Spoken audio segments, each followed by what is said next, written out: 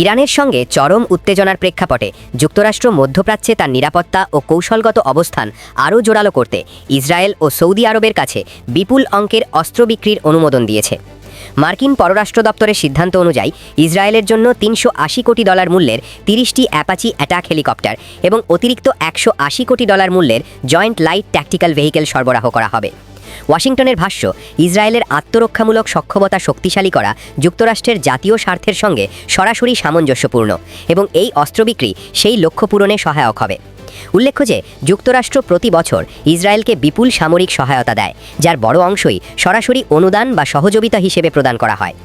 একই সময়ে সৌদি আরবের জন্য প্রায় $900 কোটি মূল্যের 730টি প্যাট্রিয়েট ক্ষেপণাস্ত্র বিক্রির অনুমোদন দেওয়া হয়েছে, যা মূলত আকাশপথে ক্ষেপণাস্ত্র ও ড্রোন হামলা প্রতিরোধে ব্যবহৃত হয়।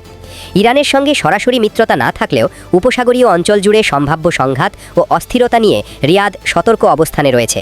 সৌদি নেতৃত্বের আশঙ্কা, ইরানকে কেন্দ্র করে বড় ধরনের সংঘাত হলে তা তাদের অর্থনীতি, বিনিয়োগ পরিবেশ ও আন্তর্জাতিক ভাবমূর্তিতে নেতিবাচক প্রভাব ফেলতে পারে।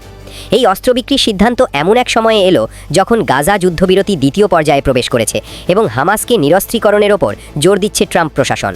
যদিও যুদ্ধবিরতিতে সংঘাতের গতি কিছুটা কমেছে, তবুও মধ্যপ্রাচ্যের বিভিন্ন এলাকায় উত্তেজনা অব্যাহত রয়েছে।